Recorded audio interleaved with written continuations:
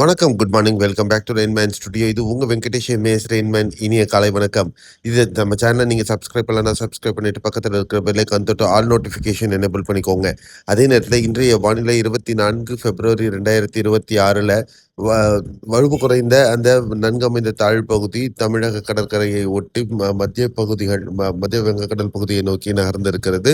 அதே நேரத்துல அதனுடைய காற்றின் ஒரு அமைப்பு காரணமாகவும் மேற்கத்திய கலக்கத்தின் காரணமாகவும் ஏற்படக்கூடிய காற்றின் நிச்சயமற்ற தன்மை மற்றும் உராய்வு திசை வேறுபாடுகள் காரணமாக இன்று தமிழகத்துல குறிப்பா கன்னியாகுமரி, நெல்லை, விருதுநகர், தென்காசி, திண்டுக்கல், மதுரை, கோவை, ஈரோடு, திருப்பூர், உதகை ஆகிய பகுதிகளில் மிதமான மழை பதிவாகிறதுக்கான வாய்ப்புகளும், சேலம், தர்மபுரி, கிருஷ்ணகிரி, சென்னை, திருவள்ளூர், காஞ்சிபுரம், செங்கல்பட்டு, டெல்டா மாவட்டங்களில் மேகமூட்டத்துடன் ஒரு சில பகுதிகளில் லேசான மழைக்கான வாய்ப்புகளும் இருக்கும் என்று எதிர்பார்க்கலாம். மேலும் உட்புற பகுதிகள், பெரும்பாலான பகுதிகளில் வறண்ட வானிலை நிலவவே வாய்ப்புகள் இருக்கும்.